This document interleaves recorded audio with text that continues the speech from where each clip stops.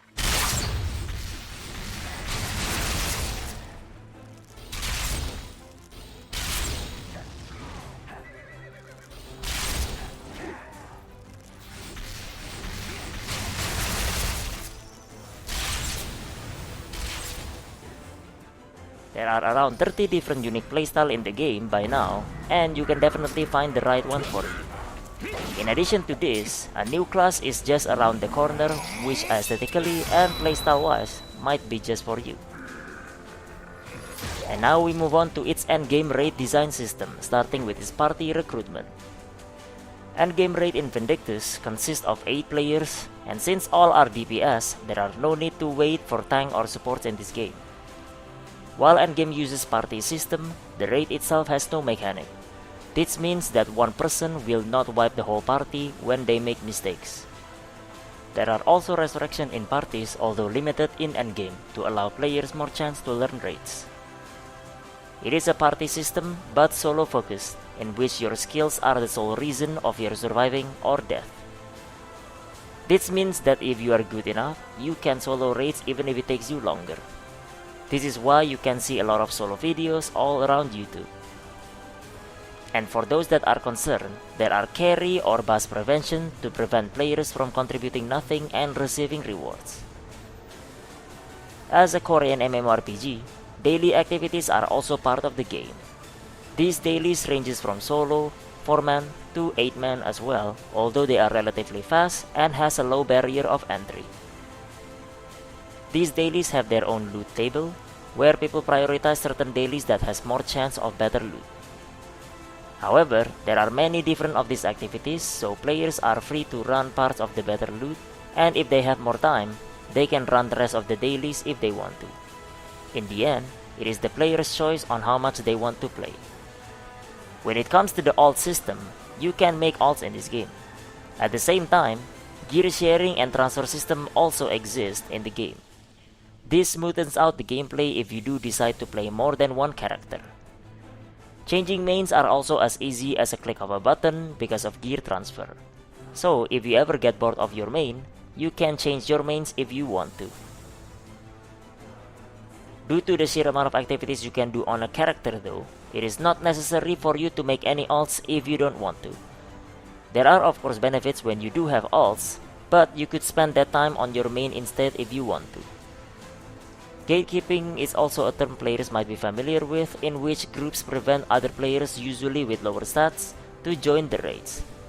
This usually results on players sitting on lobby waiting for parties. This game however has little to no gatekeeping due to developers' design that takes this into account. They designed a system called Quick Battle, in which they design content while also taking into account the stats required to do the content. They then put these stats as the baseline to join the content. This stats is non-negotiable whether you are the one making the party or if you are joining one. This gives you the sense of safety, as anyone that are able to join the party is guaranteed to have worked on their stats, while also giving goals for players to improve their gear so that they can join these raids. Now to the more controversial topic in all Korean MMORPG, the pay-to-win aspect of this game. I'm sure before we even get to this part, some people already claim pay-to-win, so let me break this down to you as a free-to-play player. The objective fact is that this game is still a Korean MMORPG, and yes, you can get better gear by paying. By the nature of the combat though, you won't even be able to do the daily easy raids if you don't even have the skills to back it up. Now if you believe that getting better gear is pay to win, then yes, this game is pay to win. And if it is a deal breaker for you, then avoid this game. If you think however that it's not pay to win because skills matter more even with better gear, then it is not. Everyone's definition of pay to win is different, and there is no reason for me to change your opinion. Instead, I will leave that to your own judgment whether you would like to play the game or not. This concludes my short review of Vindictus. Again, I would like to invite players to try playing the game, as it is a great game, particularly if you're looking for an MMORPG with good combat. For regions to play, choose NA region, as it is the mega server where NA, EU, and Asia choose to play together. For region blocks, you do not need VPN to play the game, only when you log into the launcher, and you can use free VPNs like Windscribe for it. If you have any questions or comment, please let me know. As always, thanks for watching, and I'll see you guys on the next one.